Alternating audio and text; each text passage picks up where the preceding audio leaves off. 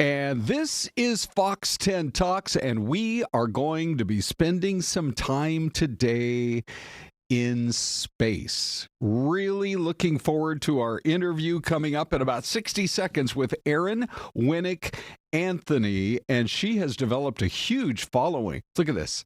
Look at weightlessness and what she's up to in that environment. We're going to find out all about that and more. She's developed a following of tens of thousands of people on both Instagram and TikTok who find that her experience with NASA and with the space station program is leading to really some fascinating thoughts on her part. So good morning, everybody. It's Fox 10 Talks. I'm Ron Hoon, and we're glad you're with us today. Syleste will be joining in a few minutes, but let's bring Erin into the conversation right now. Hi, Erin. Okay, we're looking forward to talking to you. Get me a 1, 2, 3 on the microphone here. Make sure you're okay. 1, 2, 3. There we go. Okay, so you have, as I mentioned, all of these followers on social. You've worked with NASA and MIT, and we want to focus on space. So let me ask you a couple of questions. What got you interested in it, and what have you learned about microgravity that people might find interesting and might give us a glimpse into the future? Yeah, so I grew up in Tampa, Florida. So I grew up in the space shuttle era, always watching shuttles lift off. My grandfather actually worked on the Apollo program. So I've always had space as a part of my life and my family. And I feel like you get this tangible connection to space when you feel those sonic booms shaking your sliding glass doors growing up. So that inspired me. I got a degree in mechanical engineering because I really liked making things and like wanting to be a piece of that. But yeah, I found my own little niche working in space, helping share the stories of science with the world, because not a lot of engineers like to write sometimes, and I'm there to be able to help share those stories. And microgravity specifically is my expertise. I think one of the coolest things that's like visually when you see microgravity obviously is everything that's floating, but what you might not realize is flames actually burn differently in space. They actually burn as spheres. So if you had a birthday cake in space, you'd have some little spheres on the end of your candles instead of what we're used to. Yeah, for sure. We are sharing some of this video that you have posted on social. Tell us about, have you done this multiple times, the whole being in a weightlessness situation? And what do you think the future looks like in terms of looking ahead to, say, the space program, even beyond the space station? Yeah, so I've actually flown on, these are called parabolic flights, 6 times. I'd worked at NASA for about 4 years working on microgravity research and helping share those stories. And then to get to experience it for the first time was truly incredible. There's these planes that kind of go up and down and up and down. And at the top of those up and downs, you float for about 20 to 30 seconds each time. And so I was on research flights.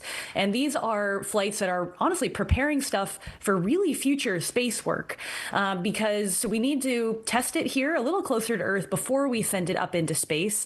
So I got to be next to some incredible research, everything from people that are trying to create 1-kilometer space stations that could spin really slowly to be able to create artificial gravity in space, to fluid research that helps us understand how to manage life support systems up there. And yeah, we are looking beyond the space station because right now it's only scheduled to be up there through 2030. We'll see exactly what happens. But there's so much we want to know as far as developing new technologies to make better space stations, because a lot of the space station technology up there is really 80s, 90s technologies with some add-ons. So all of this is preparing for those future space stations. Well, so based on what you learned, I know you've started your own company called STEAM, S-T-A-M, Steam Powered Media, but I want to focus on what you learned during your time there working on the space station program and about life in space and how likely it might be for people someday to live either on the moon or even Mars. Yeah, that's what's so important about the space station is it's helping teach us what it is like to live in space and what changes about our bodies, because so much changes. Some of it is similar to advanced aging here in space. They have to work out for 2.5 hours a day up there to be able to maintain their bone and muscle mass, which honestly helps us learn a lot about our heart health here on Earth, as well as, maintaining, trying to fight osteoporosis and things like that. So yes, it's possible for us to definitely live for longer periods up there, but a mission to Mars might be 3 years for a round trip, and we've had no one up in space for that long. So we're extending these missions, sending people up there for longer, and studying the human body to make sure that that could be a possibility in the future. So what would be the big hurdles? A couple of different questions here. Number one, more likely that we're going to have people living on the moon as opposed to Mars? What are the main hurdles to overcome, and what would the time frame be for life on the moon or living on Mars?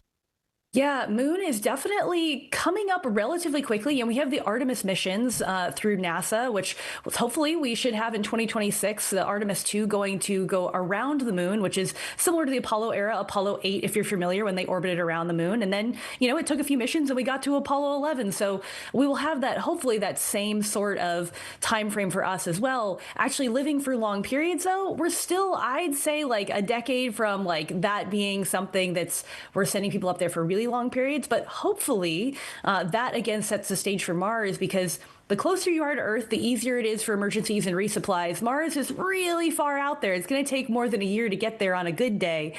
So we want to make sure everyone's really prepared and safe, and really that you can maintain your health out there by yourself for that period of time. One of the hurdles, if you want an example, is people's vision changes in space. So we want to make sure people can land on Mars safely and you don't have bad vision for doing that. Right. I mean, if you are 2040, maybe you land on Mars and all of a sudden you're 20/20 vision. Who knows? Yeah, or the opposite. You can't land because you can't see. You have to pilot your spacecraft down. Okay, so, I grew up in an era where the TV shows were called Star Trek, the original, and Lost in Space. And so, you had the robot there, danger, danger. But from a practical standpoint, what will be the biggest issues to overcome in terms of living in space, especially Mars?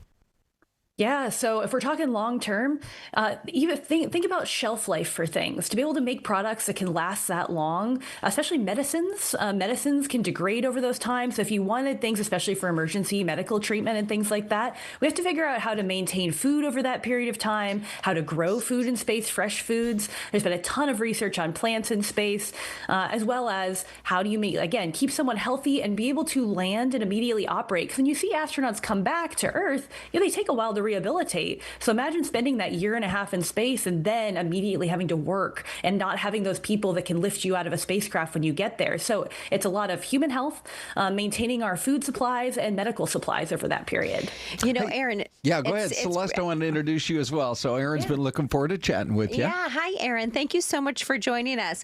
I think a lot of people, if you recall the movie The Martian with Matt Damon, and the way he used fertilizer out of human waste to plant food. I think a lot of people, I don't know if you touched on this already, Ron, but I think a lot of people think, is that realistic? Like, is that a way to, I guess, garden and plant food in space or on Mars? Absolutely. What do you have to work with? Yeah, good question. So one of the ways that we've really focused on is hydroponics. So just using water that has nutrients in it so that we need less land area. Because, if you remember The Martian, it was kind of a big space that he had set up. Imagine if you're on a spacecraft, you definitely don't have that much room. So hydroponics and aeroponics, even when you have like roots hanging down from plants. Speaking of Star Trek, that's what Star Trek Voyager used for their plant growth. And then you spray it with like nutrient mixture. So it definitely looks very sci-fi. Not to say that The Martian wasn't completely accurate. In an emergency situation, some of that could happen. And as you said, use the resources you have. Yeah, no kidding. I love that you talked about, Celeste, she mentioned a minute ago, her grandpa worked on the space program on the Apollo moonshot. My father-in-law, same situation. He was actually transferred by Boeing from Seattle to the Redstone Arsenal. Wow. To work on the Saturn V and the whole project. So the after effects through the generations, I think, are really strong. So we got to give credit especially to your grandpa. I have got to squeeze this question in because we only have 2 minutes left. It's a provocative question, but I want to get your take on it. Based on everything you've learned so far, is there life out there beyond Earth? And if so, what might it be like? Good question. So, A, I think there is.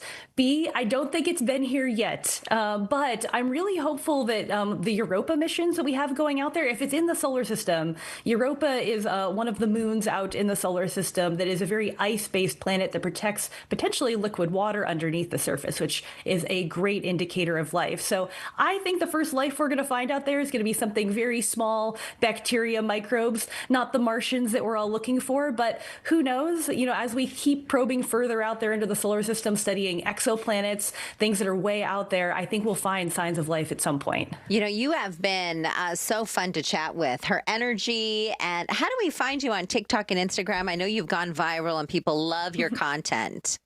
Yeah, thanks. You can find me online at Erin Winick, ErinWinick on all of the social platforms. Awesome. Okay, so now there are a couple of other questions regarding life back down here on Earth that we have got to get to. Looking through your bio, I'm totally fascinated by the fact that you play competitive pinball. First of all, how did you get into it? B, how do you win those tournaments? And C, what do you do for practice? Yes, that is my other life. Is I am a competitive pinball player. I'm competing in a big tournament this weekend. So I got into it because actually I live in Houston near Johnson Space Center. There is a huge pinball community here, and I just found the people are incredible and got me into it. And you don't want to lose when you keep going to the pinball tournaments. You've got to get better when you keep going. So it's a lot of practice, learning how to move the machines, learning the rules of all these machines, even that go back to the 50s, electromechanical machines. And since I have a mechanical engineering background, I love learning about all the insides, the electrical, and all the different pieces that are able to make these machines function. All right, 30 seconds left. Just real quick, you posted, little me who loved watching NASA TV and building Lego creations would be pretty happy on how things are going. What can both young girls and boys learn about your journey and bringing more people into the world of STEM?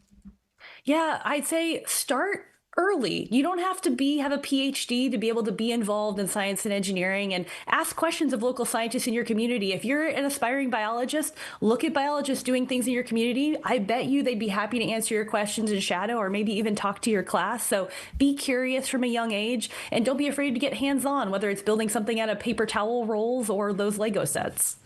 Oh, that's so great. I know, so brilliant. You know, we have to wrap up with you. One last question. One book that you like to read. We have a question from Brandy the Bookworm in our YouTube chat.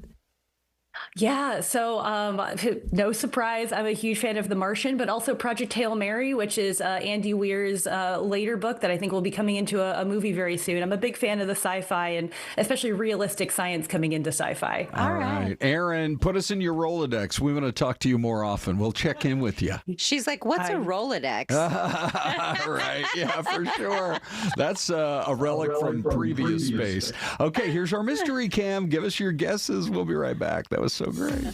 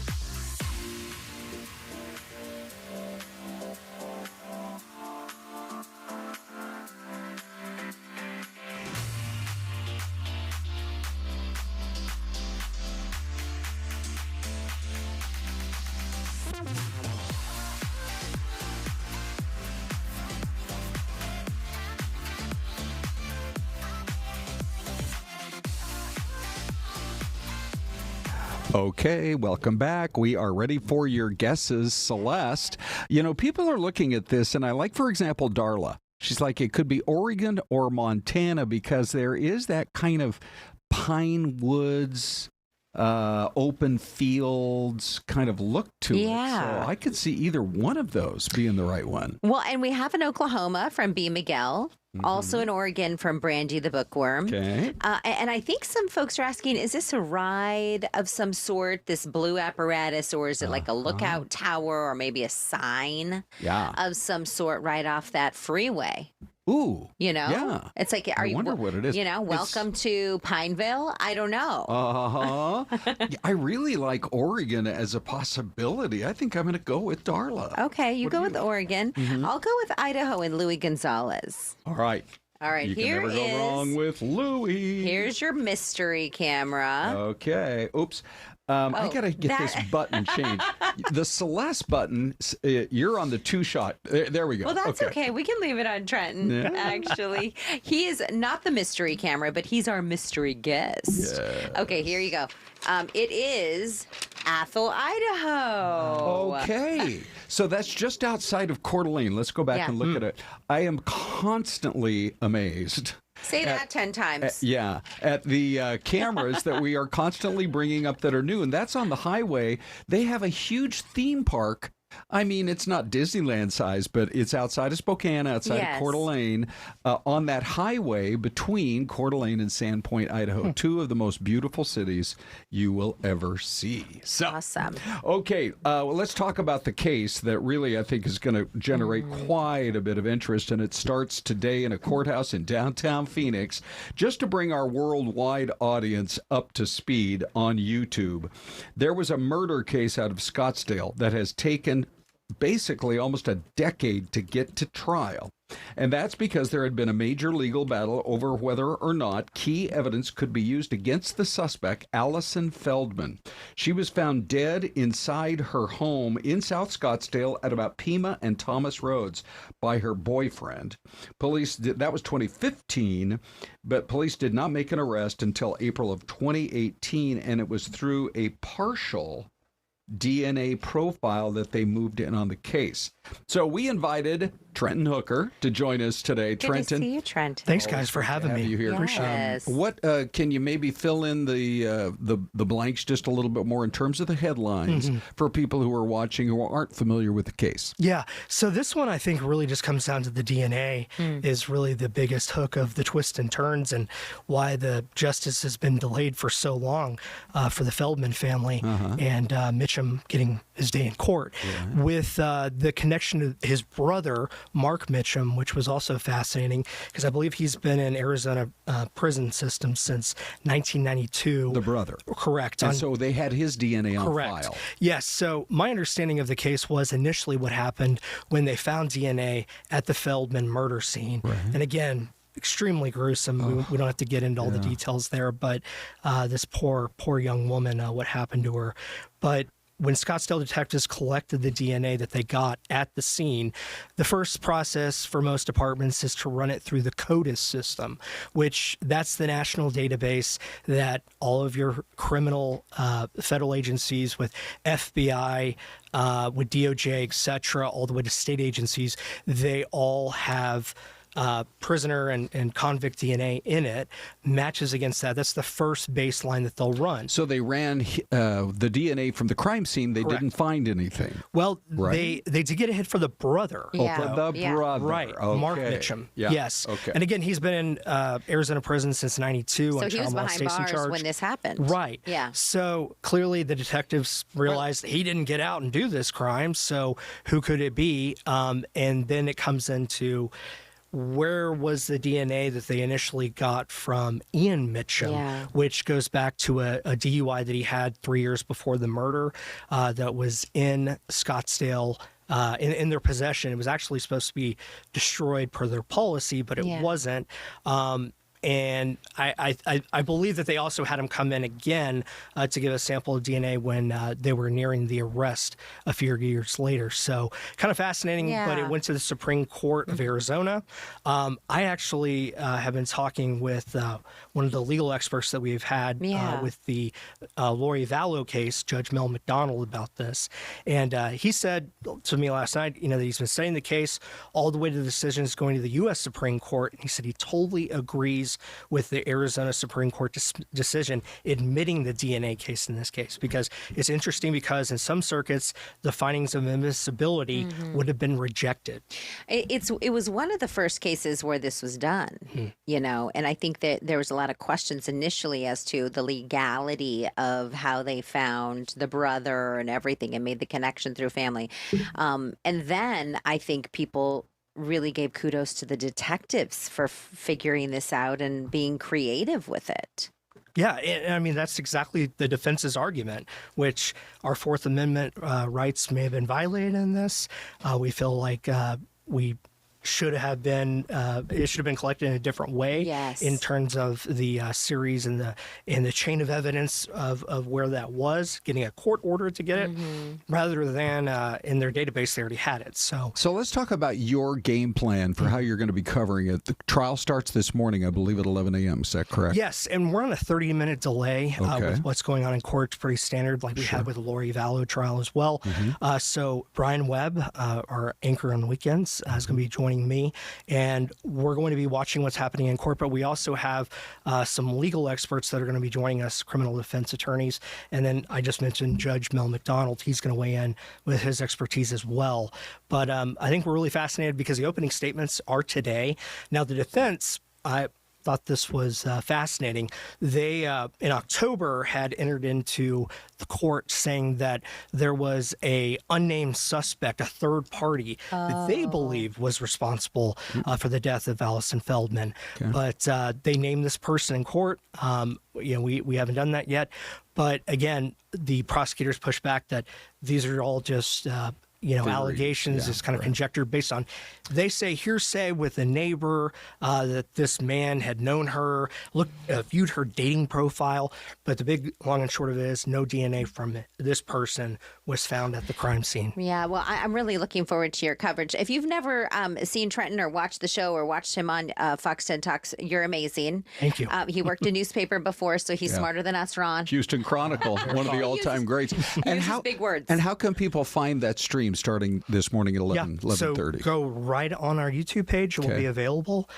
Fox 10 Phoenix pops up. We'll be live. You can also find it at fox10phoenix.com. Okay.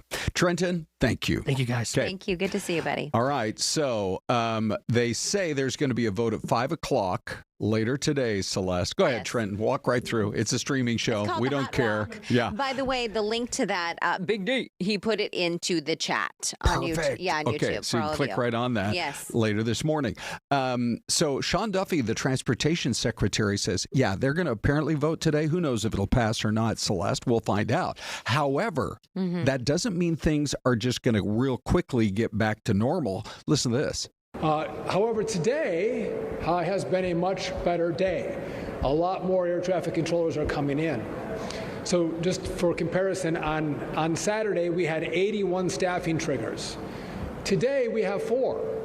So I think our air traffic controllers are seeing an end to the shutdown and feel more hopeful, and they're coming into their facilities. So we're grateful to them for all that they're doing.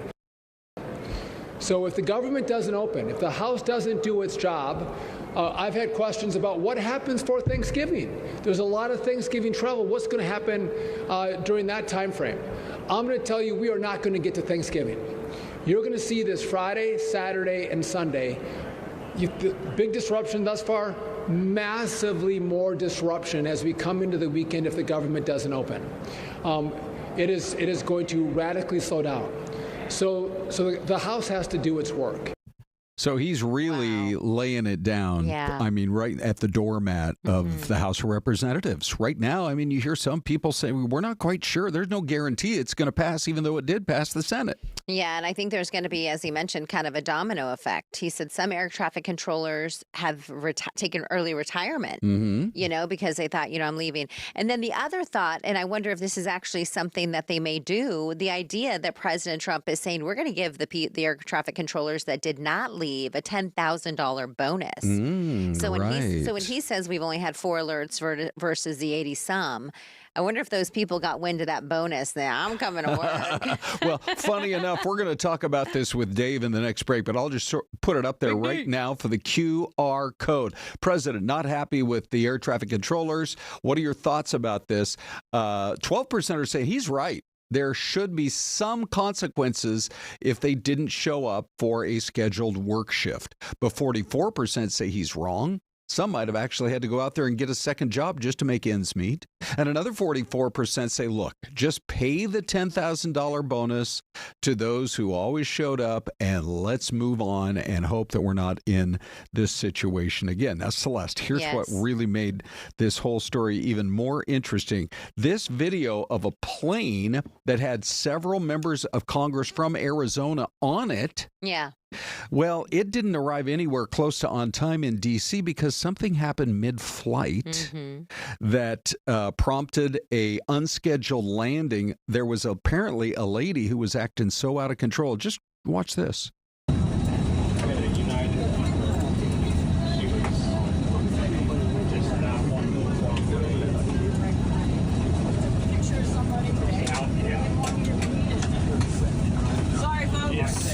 We live in a fascist state. Well, no matter what your opinion is, lady, I assume most of the time, Celeste, there are at least fines for disrupting a flight, and sometimes there can be jail time. Right. And these members of Congress eventually got to Washington. We're talking about Greg Stanton, Eli Crane, Andy Biggs, Paul Gosar. They all happened to be on that flight that had to do the unexpected landing in Kansas City. That's wild. I wonder if they were able to get some barbecue. And then head on to D.C. They're like, if we're going to pull this plane over and land, I better get myself some dinner. Yeah, there you go. Well, I will say this. It's a nice airport. I like that Kansas City airport. Yes. They move them in and they move them out, but nobody wants to land in Kansas City if you're thinking you're on a flight to D.C. Yeah, no kidding. People get so selfish in a situation like this. Whatever your politics are, come on, you cannot be that disruptive. Do we know? I don't believe it's been released what she actually said before she was escorted off. I mean, we have the video of her saying this is a fascist country or something, but we don't know what she did initially to cause them to pull the plane. No. Over in Kansas. Okay, well, who knows what's going to happen to her, but frequently there's an arrest involved and maybe more. So, I mean, anymore, you're lucky to just get on a plane and eventually get where you're trying to go. Can you just get off the tarmac, please? Let's just lift off. Maybe you're going to Seattle. Looks like a nice day there. We'll be right back.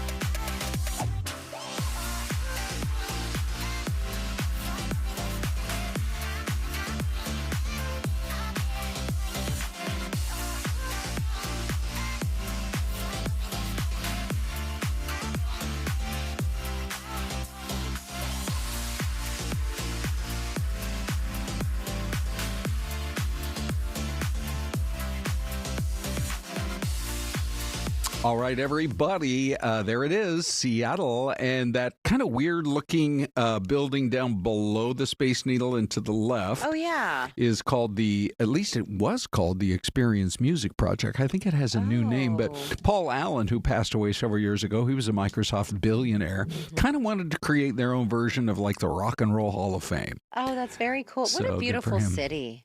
Yeah, it is. You know, that's taken from Queen Anne Hill, and they keep building these high-rises. You're actually looking right over the top of a roof of a high-rise. Yeah. I hope they never build one that blocks that view, because it is really nice. It's really gorgeous there. Okay, Welcome back, everyone. Yeah, no kidding. So, Celeste, we were just saying, what about a nice two-shot? There we go. Let me just address the audience like this. So, hi, everyone. You heard what Sean Duffy was saying. By the way, that was yesterday at O'Hare. Yeah. And it looks like people are coming back to work, but we still have, until this thing gets passed and signed into law and they get their paychecks, that's going to take a few days. Yeah. They still are planning to go to 8% of all flights cut tomorrow and then 10% beginning on Friday. Yeah. I believe those are the correct days.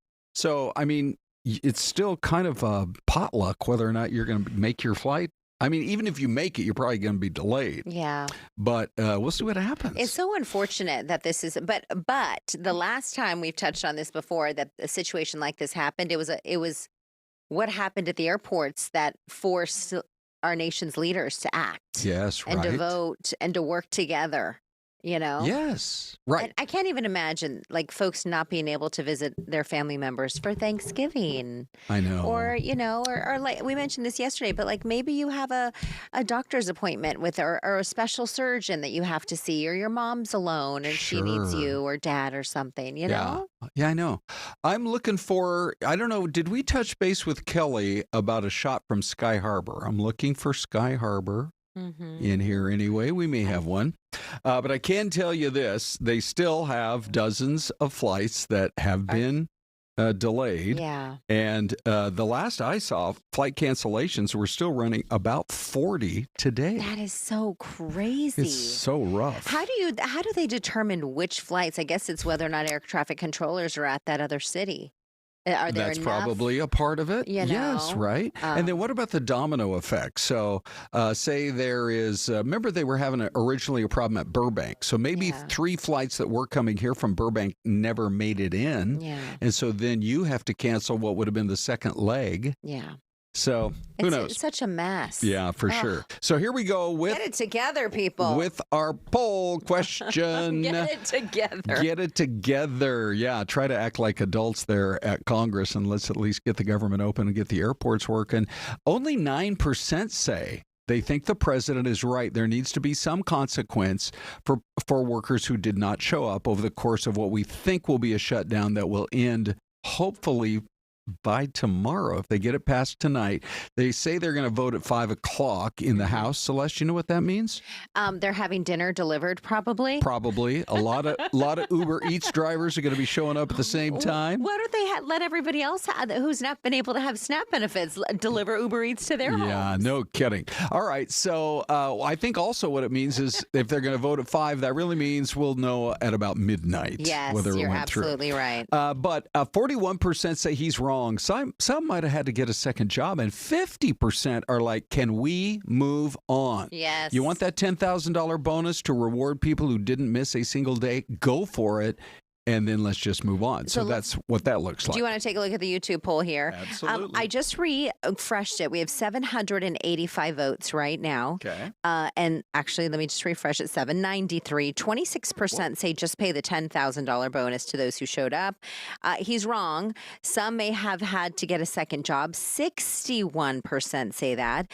And then he's right. There should be some consequences for them if they ended up not coming to work. 13% voted in that direction. So do we want to check with Big D? Yeah, let's do it. He's the one that looks through all of your comments and always comes up with some great ones. What are you seeing, friend? A lot of really good comments, as always. Humanity for All says airport staff should get paid during the shutdown, not Congress.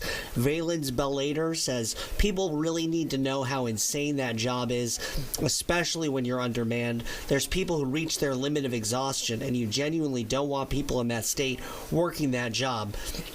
Basically, it's one of the most stressful jobs on earth already.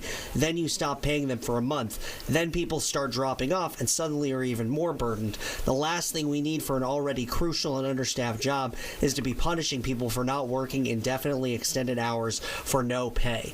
And finally, Buddha Sheep says it's great to award those that stuck it out, but to be clear, they've all been punished enough already. So go ahead and award the ones who were able to stick it out, but leave the others alone who had to take care of themselves and their families. Great comments. We love hearing from you guys. Keep it up. All right. Good stuff. Thank you, Dave. We're going to keep Dave around for this next topic. Have you heard about the new 4-foot rule at Target? I have actually. Oh, yeah? Tell us about it. So once one of their employees is within 4 feet, they must approach you and be nice and say hi and how are you and are you having a great day? How Give can a I help greeting, you? Right. Yeah. Did you find everything you were looking for? Right. So we're within Nice 4 smile. feet. Dave Right. is not within 4 feet. So does that mean Correct. that we do not address Big Dave? We had a camera in here once that showed the whole operation. Oh, like and I would super say wide? Dave is probably 15 feet away, so we don't have to be that nice to him. Well, and I guess it depends how big your feet are. Yeah. Too, but if yeah. if you're some center for the Suns, and maybe it's like he's 4 feet away. Yeah, Shaq with his size, whatever, 15 shoes or 20. Yeah. Anyway, we did a little measurement test just a little while ago in the control room. Yes. For the 4 feet niceness test. Here's what it looked like. So I have a tape measure right here. Let me I'm going to just expand this to 4 feet here. Go for it. This is how far I would have to be from Jeff at 48 inches to actually be nice to him. Now see, practice yeah. your wave. What? Practice your wave. your greeting. Hey, Jeff. How's your day going? Great. Did you find all the products throughout our vast store that you were looking for? Oh, he didn't find his barista. Doesn't have the 4-foot rule. Should we institute this here? Yeah. I don't know. Let's I got do Isabel it. over here. Yeah. She's 4 feet away. Now wave to her. See? Yeah. Hi, you can't help but be nice to Isabel. She's amazing. And here's Simone. Simone, I don't know if you know this, but I'm like a foot away from you. So, yeah, we're just going to have to be nice to everybody. Yeah. We'll practice this, Paul. Here comes George. Oh, yeah. Oh, Now, hey, if I can get George on TV for the... George, come around. Come on, George. Come through that door right He's here. so amazing. If I can get George to be on TV for the first time since... George come on, get over here. Just He is like a audience. one-man operation around this building. George, He I'm does it obligated all. to be nice to you if There you he step is. within 4 feet. Come on, just give us a wave. Bravo. George. Hi, George. George makes this whole station run, and you've never seen him on TV until right now. How's your day going? Good. Good. You like to shop at Target? I do. It's expensive. Oh, it is expensive. I love that. I do. It is kind of expensive. There are cheaper places to go. But so the 4-foot rule, Celeste. Yes. Let's bring Dave in on the comment. Do you feel like if you're at a Target or whatever store, if you get within 4 feet of an employee, you need that kind of personal Interaction? You know, I am A-okay without that personal interaction, but if somebody wants to say hi to me or smile to me, I love it. I appreciate it very much, but never should that be a requirement. Oh, Yeah. look at Big Dave. What do you think, Celeste? So then does that mean if you're like 5 or 6, 7 feet away that there's no expectation of niceness? Well, you need to test it because the employee is looking at you at like 8, 7, 6 feet, and they're preparing their nice interaction. So are they like walking towards you and they're And you're like like, I gotta 6, get ready to- 7, Right. 8, and then the beads of sweat start I know. falling? Now, what was my line again? Hope you're having a nice day. Hi, how are you? I guess it's a good thing. I think of other businesses like Discount Tire. You ever Oh, been yeah. to They're so friendly there. Always. How Yeah. about Chick-fil-A? It's my pleasure. My pleasure. See? They always say my pleasure. Correct. Yes. It sounds a little rehearsed from time to time. But anyway, you guys can join the chat and tell us what you think about that. Thank you, Dave, for your input on that. But be prepared for the new Celeste, the 4-foot rule at Target. You might want to go test it out today.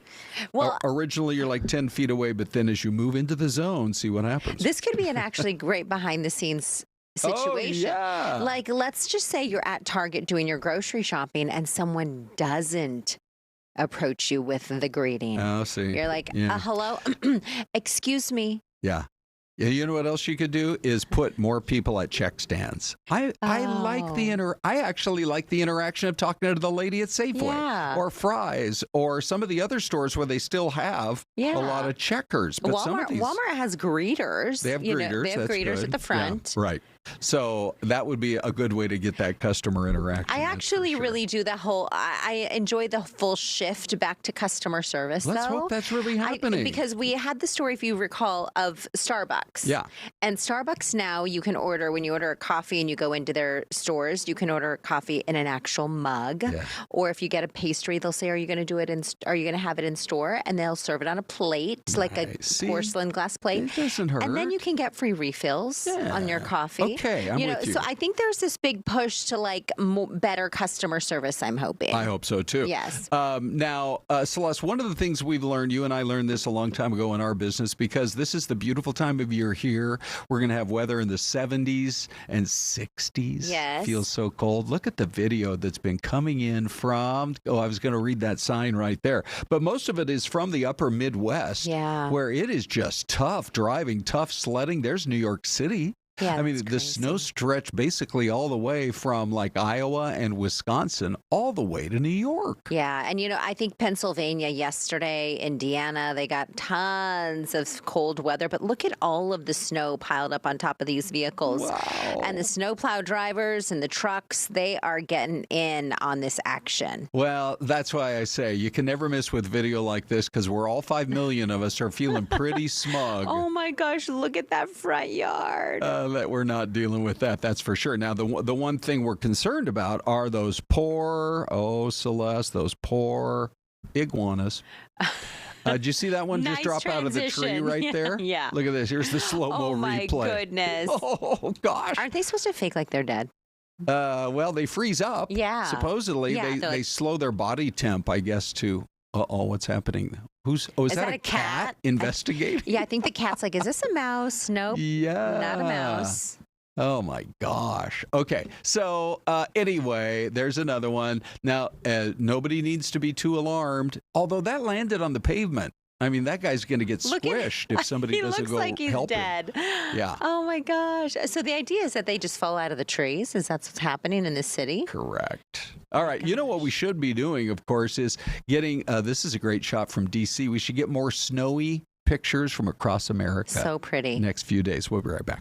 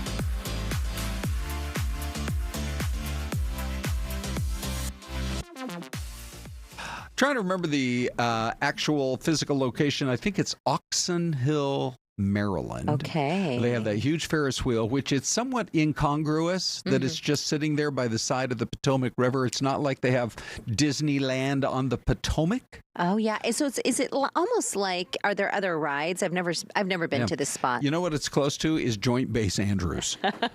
Go figure, right? Well, when you're done there, you head on over to the Ferris wheel and enjoy a little ride or something. Yeah. Yeah. Oh, there's no other rides. Thank you, Brian. Yeah, it's just like you're driving down the freeway and you're like, oh, yeah, I wanted to go on a Ferris wheel today. But my recommendations, if there are two places that not a lot of people go to, if you ever go to Washington, you want to try to get a White House tour and get a tour of the Capitol. They're both phenomenal. But I highly recommend going and seeing the National Cathedral. Oh, wow. Which, if you go all the way back to the days after 9/11 for the National Day of Mourning, that's where they had the ceremony there. And then when our presidents pass, that's always where the funeral is held. Yeah. And they have stained glass windows. One of the stained glass windows has moon rock in it. Wow. One of the astronauts brought it back to Earth and they put it in the stained glass. So for all of you conspiracy theorists who don't believe we've been to space, there's the rock. There's the rock right there, and it didn't come from the parking lot. But they have a nice grassy, it's such a congested city, but they have this huge grassy lawn. If the weather's nice, you can sit there and have a sandwich and really enjoy yourself. The other thing is the Library of Congress. The Library of Congress. Sounds boring, right? So who wants to go tour a library? Oh, no.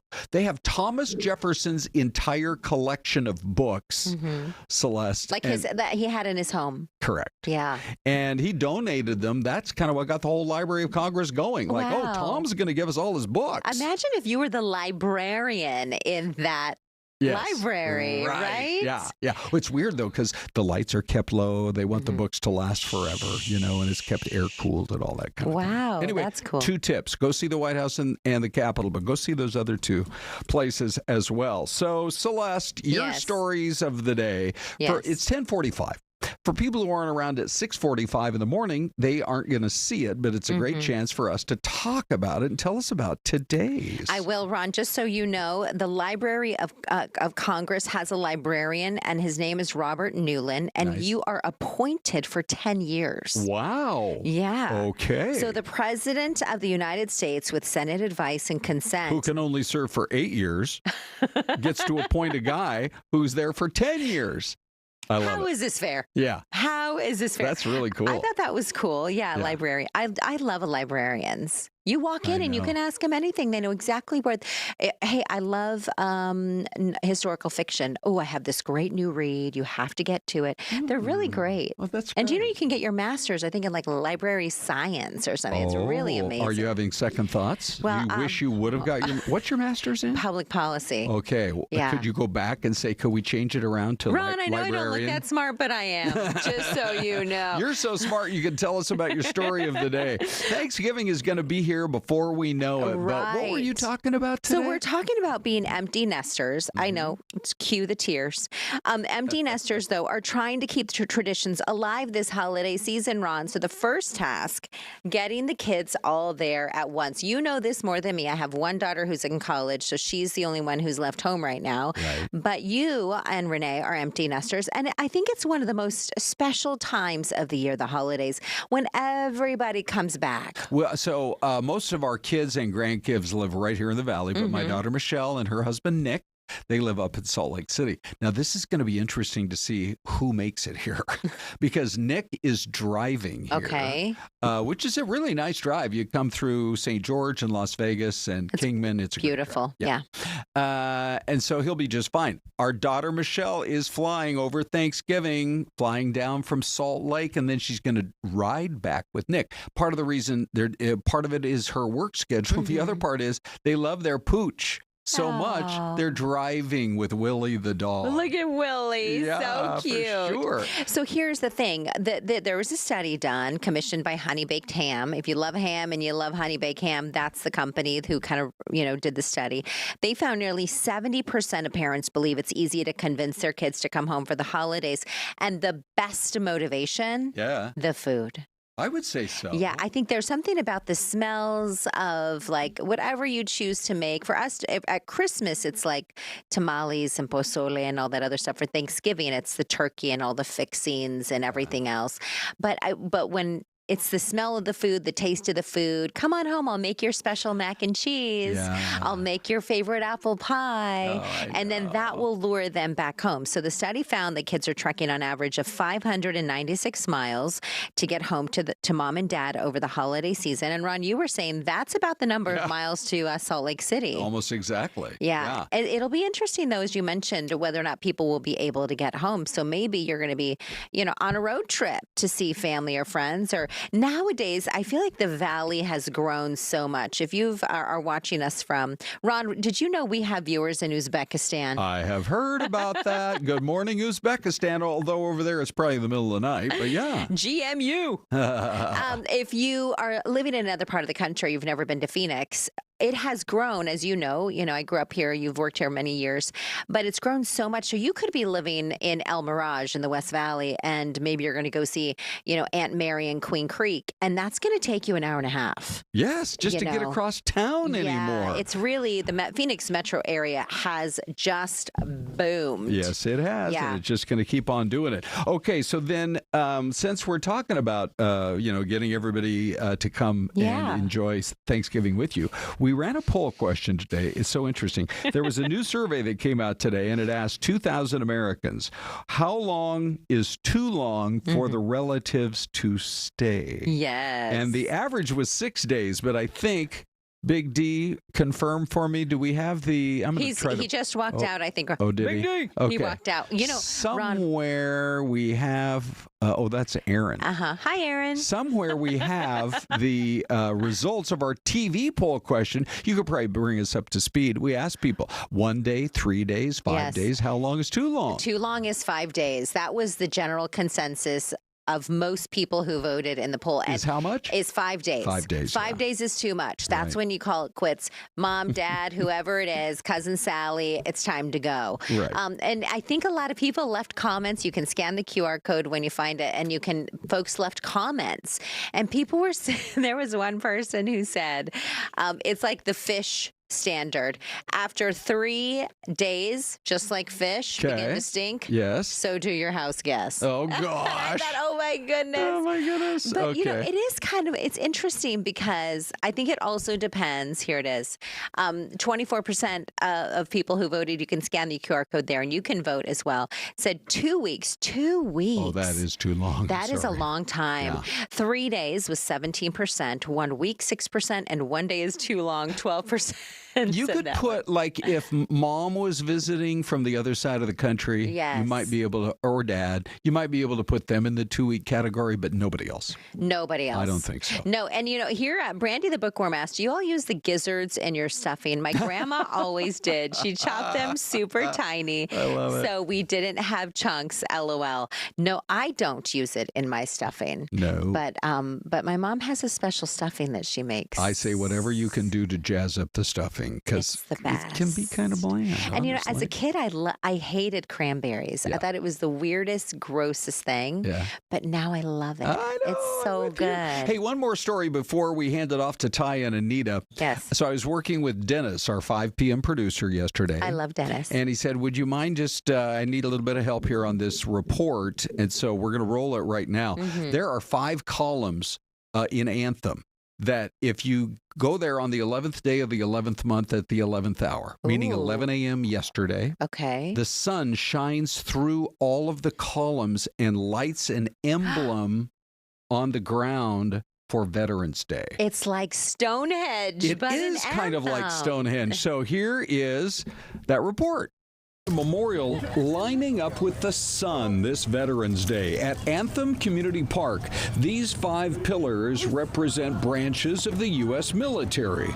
At precisely 11:11 a.m.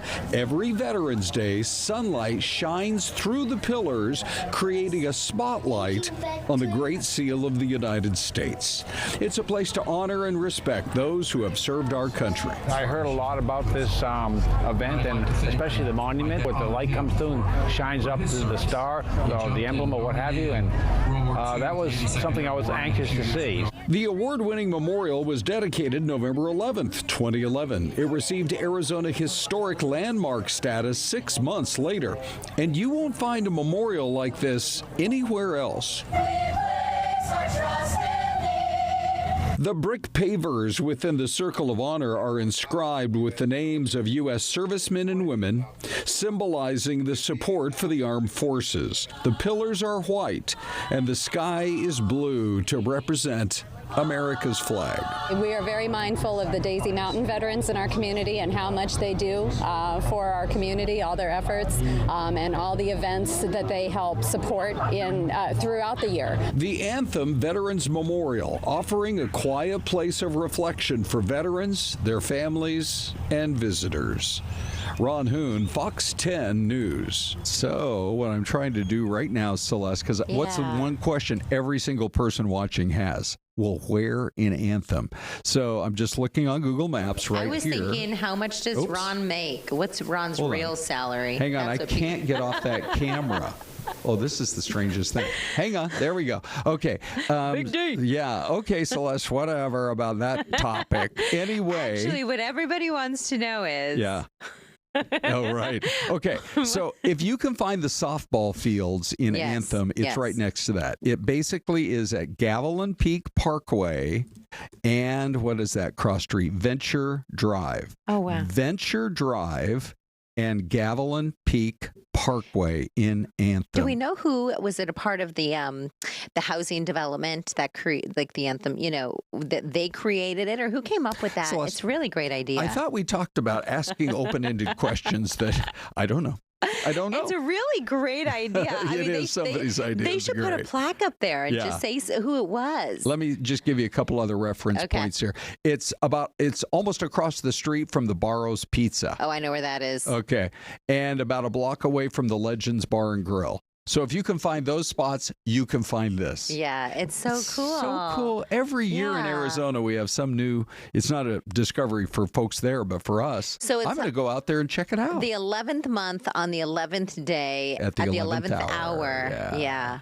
Way to go, Anthem. Yeah, way to go. That is so cool. And what a beautiful day it was, Ron. Yeah. We hope all of you veterans had an amazing day at all of the parades all around the valley. For sure. And we love honoring you. So thanks for joining us today, everyone. Okay, there's the Capitol. Supposedly, later today, we'll find out if the government really is going to reopen. Ty and Anita are next. Supposedly.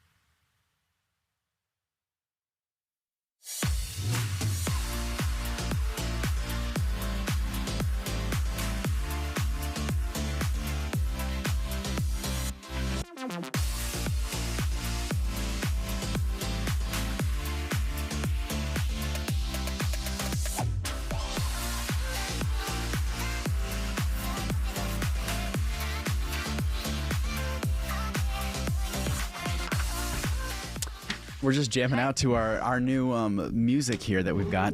Who's our DJ? DJ Cristal. There she is. We've got Crystal joining us because I thought we could bring you in because there's a lot going on.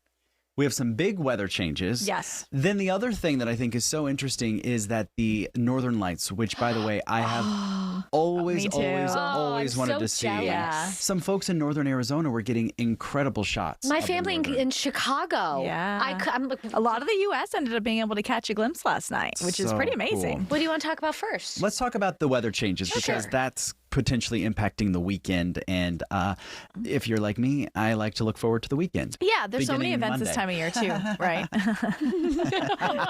Hey, Ty, the good news is it's Wednesday. I know. We're already halfway there. All right, so I did want to update the forecast for people that have been following along because there have been some changes in terms of the timeline of when everything's going to start to kind of impact us.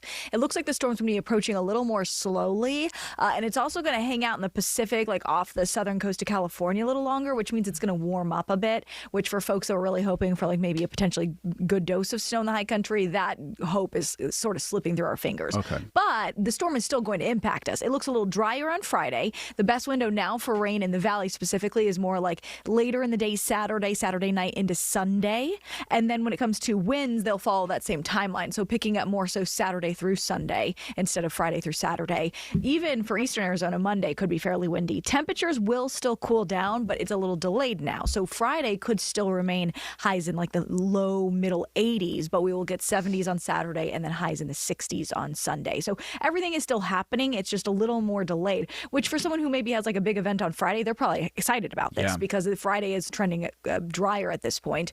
But if you have plans like Saturday night, what do you have planned for Saturday? I did have photos planned Saturday night with the family. That's what happens when you try to plan something 2 months in advance. But usually you would say in Arizona you can make those plans, especially this time of year. Right? This is a drier time of year typically. Yeah. But you know, these storms happen. This is our transitional season. So photographer was super nice and cool. Let us move the date around. So we're good to go. Yeah. All right. So here's a look at the future cast. There's the area of low pressure, the storm system that we are watching.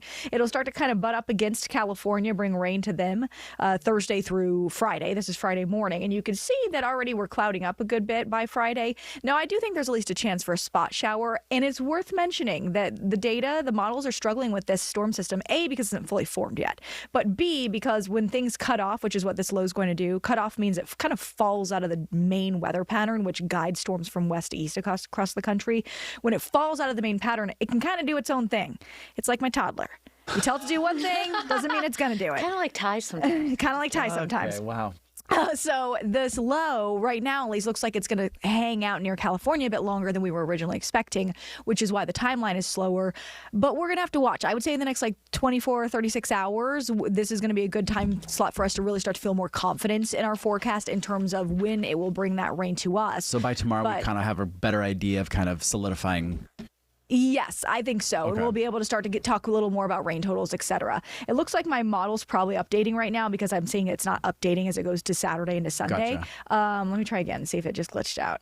No, that means it's updating. What that means is actually, so we ingest data into our system like every so many hours. So it's probably absorbing new data, which is good because I can show it off during the noon show, the latest forecast. Thanks for that plug for the noon show. Yeah, of course. But I can point out at least that the rain should start to fill out Saturday, especially in the afternoon into the evening and into Sunday. Let me see if I can get it to work on this model a little better. I'm just going to try and see if I can get it to even update. Here, let's try. Here we go. So there's Friday. Is this one going to freeze as well?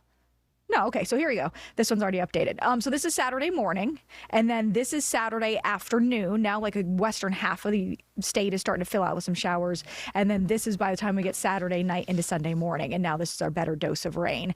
As we get later into the day Sunday, especially later afternoon and into the night, it's mostly north and east parts of the state that start to see the showers, and the valley starts to clear some. So for now, the hotspot window, like I mentioned, is Saturday into Sunday for the state, and for Phoenix in particular, I think it's Saturday night into Sunday morning at this point. Still some chances into Monday, though. And then when it comes to snow chances, which I know people are getting kind of excited about, not totally writing them off, but it does look like less snow, as I mentioned, because it's a little warmer, slower track at the highest elevations now. So a possible above 7,000 feet instead of above 6,000 feet.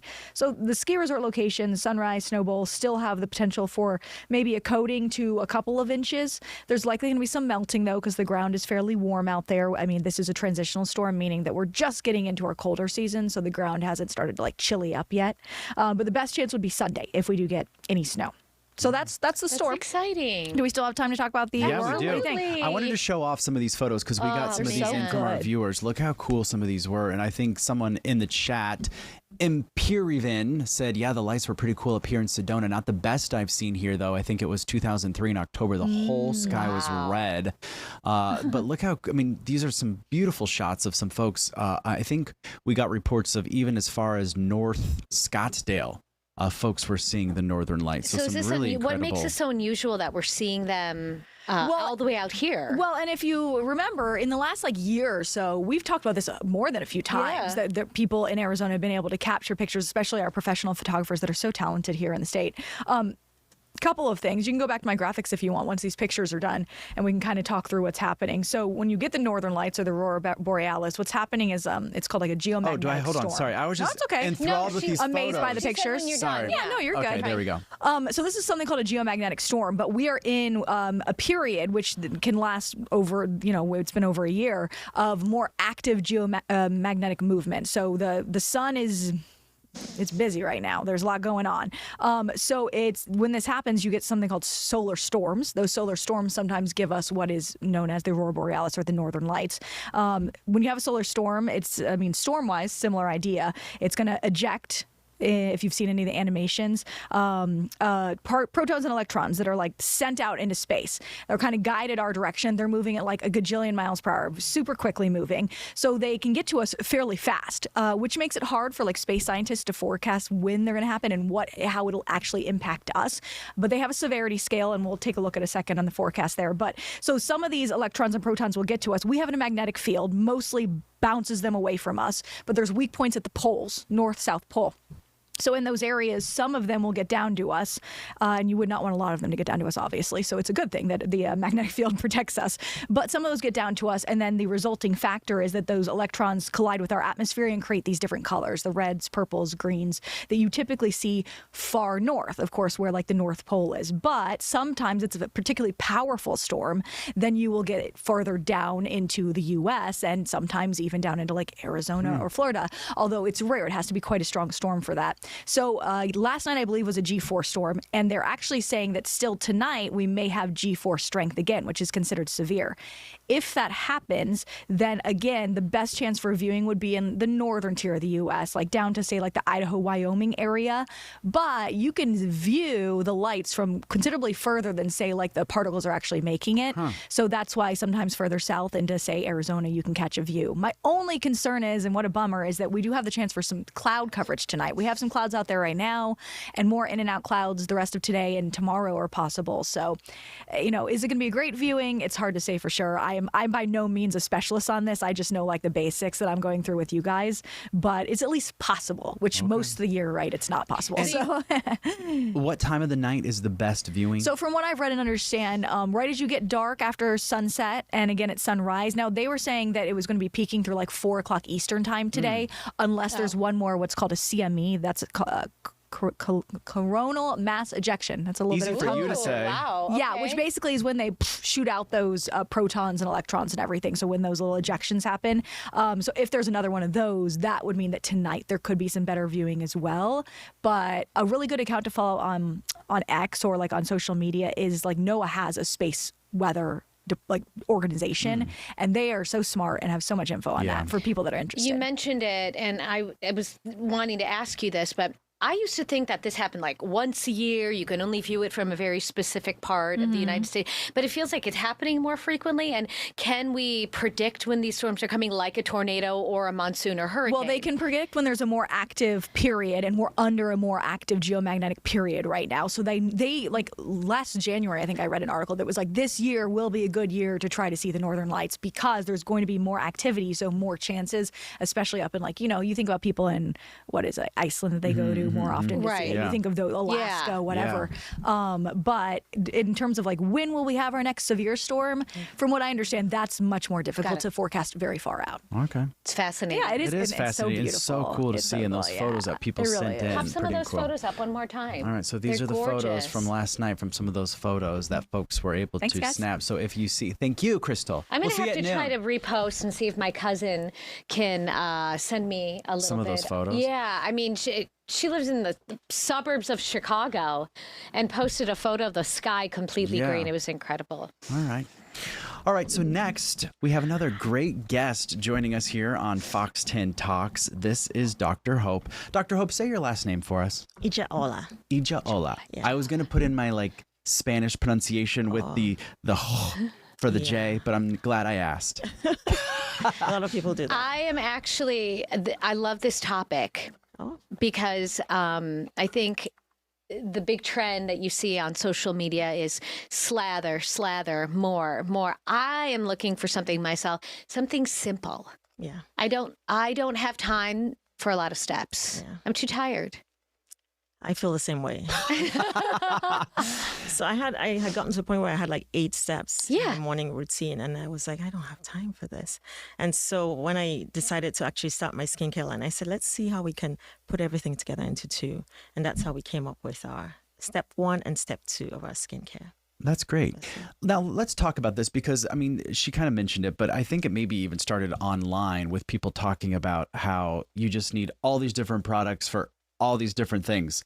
Anti-wrinkle, what's the other thing that people use? You have to start, but you have to start with the face wash, then a face oil, then you want the toner, and then you have to put the first coat, the second coat, the third coat, and it's like, by the time you finish, it's midnight, and you don't have enough time to go to sleep, or you're going to be late for work. But really, when you're layering, is your skin breathing? Is it helping? Right. So many layers is not the answer, really. And the actives are actually not the problem. The problem is really when we layer too much of it, especially all at once, then our skin can actually get stressed from it.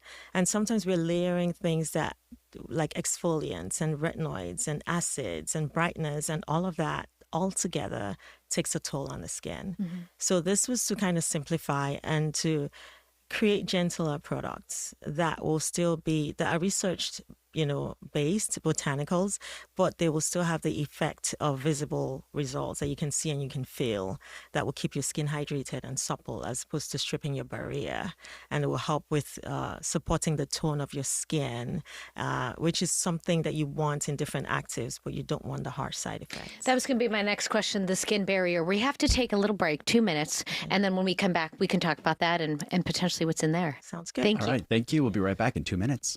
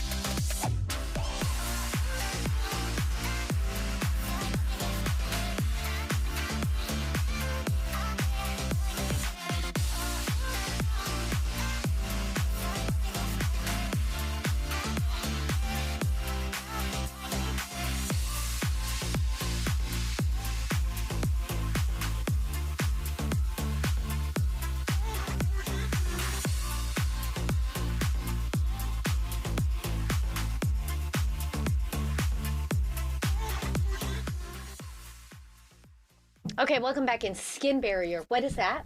So your skin barrier is basically the surface layer of your skin, and that's the layer that's most prone to irritation or to stripping when we use a lot of the harsh ingredients. How do you know if you've stripped your skin barrier, if you're using harsh stuff? So usually you would feel it. So some people experience side effects, most commonly from retinoids or even brighteners like high prescription dose vitamin C. You will get peeling or scaling. You would feel the burning or the stinging in your skin, or your skin just feels tight. We do that a lot. Anita does, not me. I never do it. She's like, oh yeah, I use too much retinol.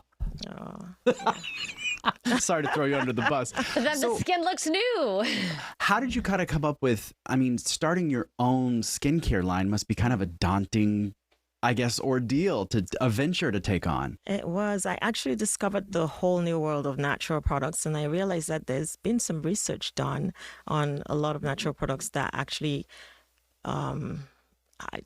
highlight the benefits on the skin. Sure. And so I researched the ones that would have the effects that I was looking for. So similar effects like helping to even the tone of your skin, helping with brightening, we have a plant-based alternative to retinol, which is called bakuchiol. So I got that. And then snow mushroom extract, which is a plant-based alternative to hyaluronic acid, which is our moisturizer. So that keeps your skin plump and hydrated. Right. And then licorice extract is the one that helps with evening out the tone of your skin. And then antioxidants, because that helps with defending your skin against environmental pollution. So I jammed it packed with a lot of antioxidants. So how did you put all of those into 2 little bottles? So the secret is some of them are water-based, and so I had to create a serum, which is basically oil and water, but I put it in a way that the water is surrounded by the oil, and this makes it last longer because it stays longer on your skin, doesn't evaporate that quickly, and so you can get the effects longer than the alternative. But the oil is first, and the oil is packed with only oil-based actives, and this is what you use first, and then you follow it with the serum, whereas usually the oil is the last thing you put on your face. Right. But with this one, the oil is first. Were you always interested in like skincare and that kind of stuff, and this kind of got you interested in being like, hey, let me kind of get it back down to the basics here. So as a physician, this is something that my patients would ask me about. Like, what can I do for this and what can I do for that? And I'm a primary care physician. I'm not a dermatologist. So I'm like, okay, I'm going to have to research this and look into it.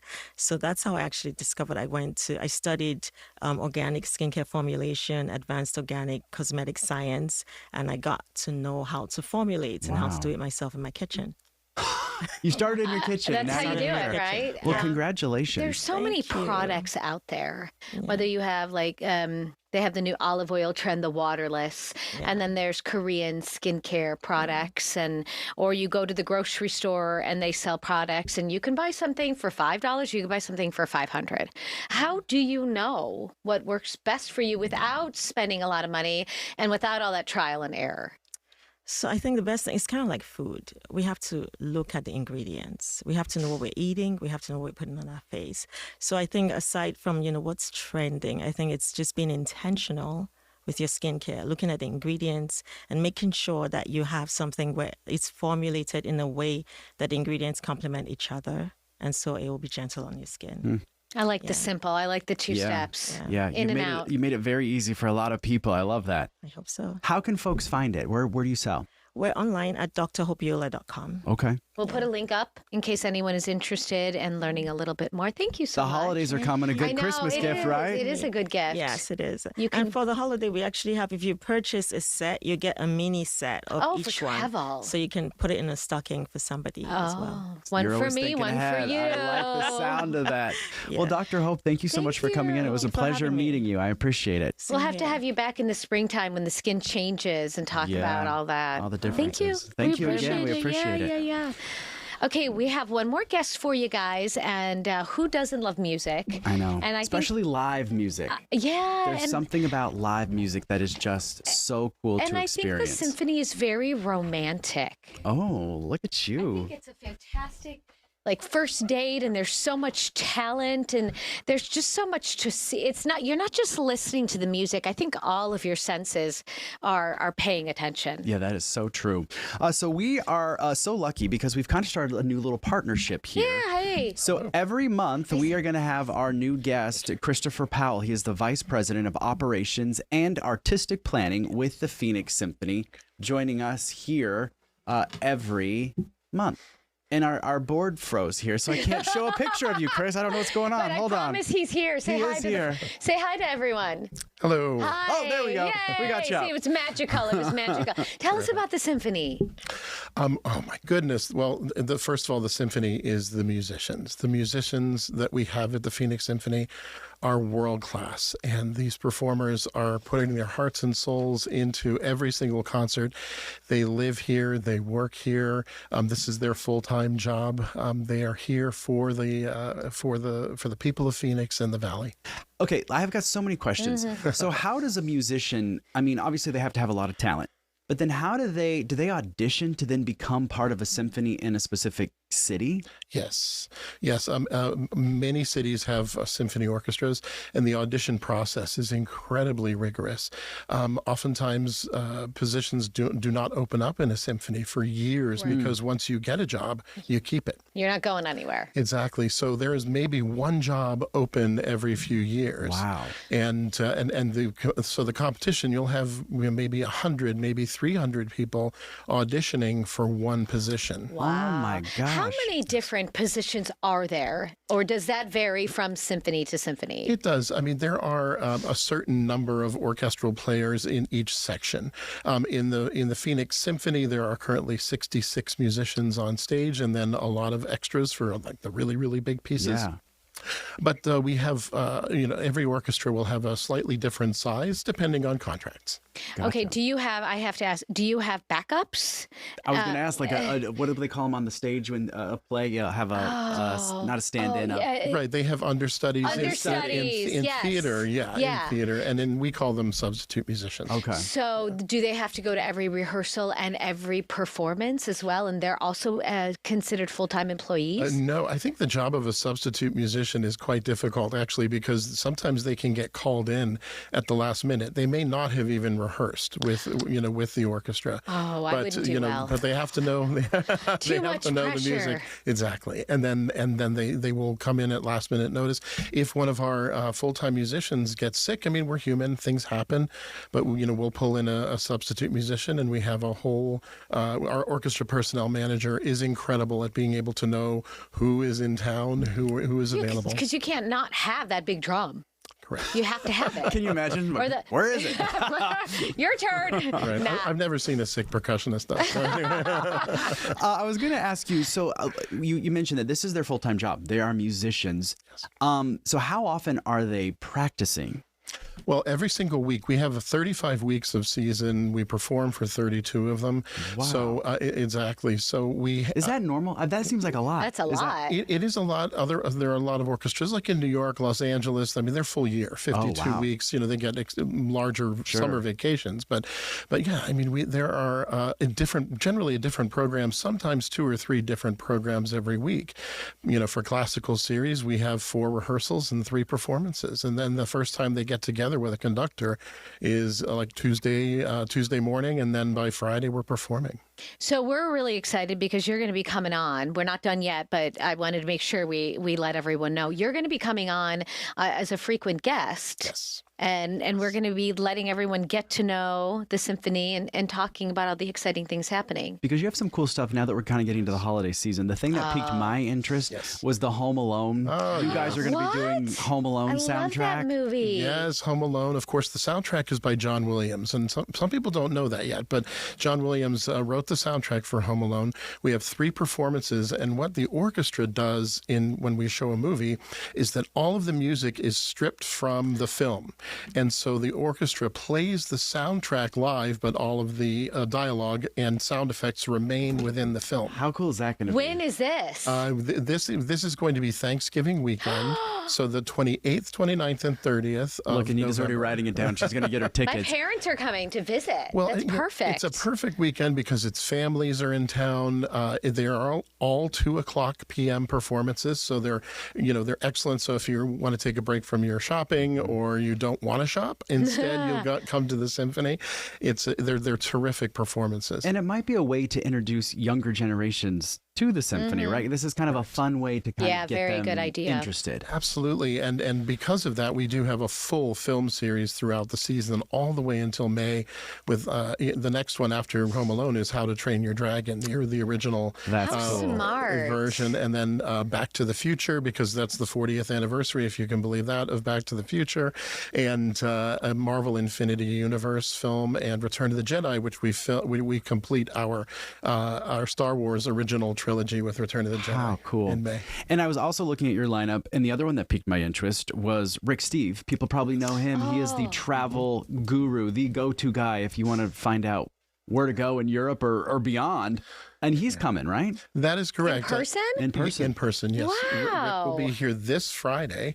It's really fun trying to, everyone's navigating the very challenging travel things that are going on right now. So why not just let Europe come to you? There you go. So we have a Rick Steves Europe, which he's mostly known for. That's his he's great. His major show on television. But he will be narrating the pieces by country. So we'll take a visit to Italy and play some Verdi. We'll be in the beautiful Blue Danube, the beautiful Strauss piece that everyone recognizes from New Year's Eve. Usually, it's a very popular piece. But it's a journey through Europe with Rick Steves taking us through. How did you get involved with the Symphony? Oh, goodness. I arrived in Phoenix about 4 years ago, December 1st, and, post-pandemic, and I'm from Pittsburgh originally and was working in the industry of opera and symphony orchestras for the past 30 years. Are you a musician? Do you sing? I play French horn. Oh. Do you ever play in the Symphony? No, I'm not that good. Okay. No. But next time you come, bring that French horn. I want to hear it. Yeah, if I don't sell it first. I played clarinet for a hot second. You already said if I don't sell it first. I don't know. Anyone in the market for a French horn? I took piano lessons when I was a kid, and one of my biggest regrets now as an adult is that I kind of let it go by the wayside, because now I feel like it'd be so cool to be able to pick it up anytime. No, I think my brain's too. Yeah, it gets harder, doesn't it? I think I would say never say never. I did pick up my horn after 10 years, and it is it's muscle memory, and if you don't lift weights after a while, you have to start slow. I love how you told Ty how it is. No, you're not going to play the piano. We only have 30 seconds left. Give us your website where folks can get all of the information if they're interested. Absolutely. PhoenixSymphony.org is where you can get tickets, and we have our first. We have a classics concert next week. Also, that you can get 2 tickets. You can get one for free using the code FRIENDS26, and that's for the Friday morning performance. Awesome. Okay, we will see you in a few, we'll and then Des and Ron are on their way in, guys. We'll see you tomorrow. Thanks.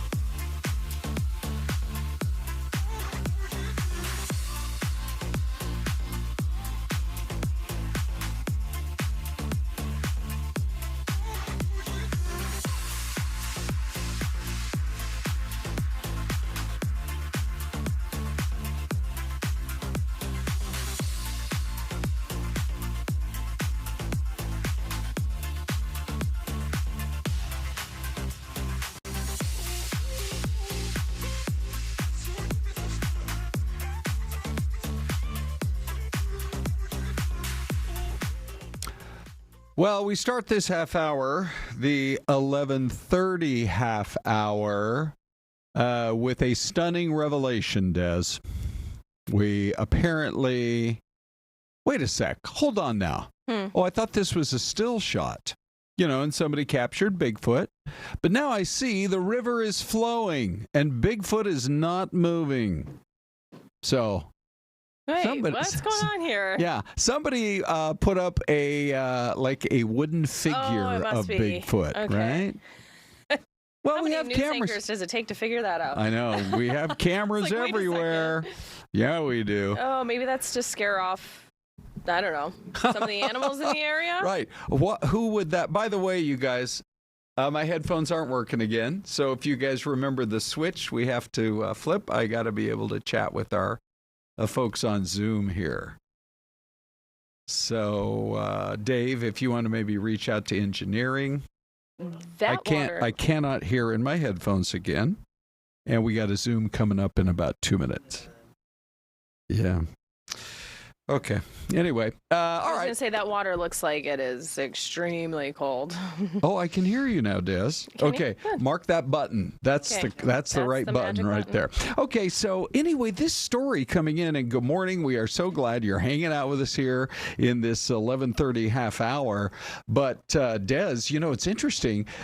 This story, there were a couple. Dave. Yeah, there you go. Dave got in there. There we go. All right, like this. There are a couple of ladies facing fraud charges. Yeah. They tried to sell a house that doesn't belong to them. Who does that? I can't believe that people think they can get away with this, but here's the story in a nutshell. And so this particular fellow, Valley real estate investor John Rowan, said something wasn't right. He tracked down the real homeowner, who was an elderly man who had lived there for 30 years and was just about to move out when they realized what was going on. So Rowan then alerted Scottsdale PD, and they arrested Rachel Cosette and Leslie Greer. But it's a heads up for all of us, I think. Yeah, I'm just so confused as to, like you said, how did you think you could get away with it? Right. And just the boldness, right? Right. I mean, and how terrifying as the real homeowner to find out that someone tried to do this. How are you supposed to now stay on guard for something like that happening? I would say one person's boldness is another person's stupidity. Mm-hmm.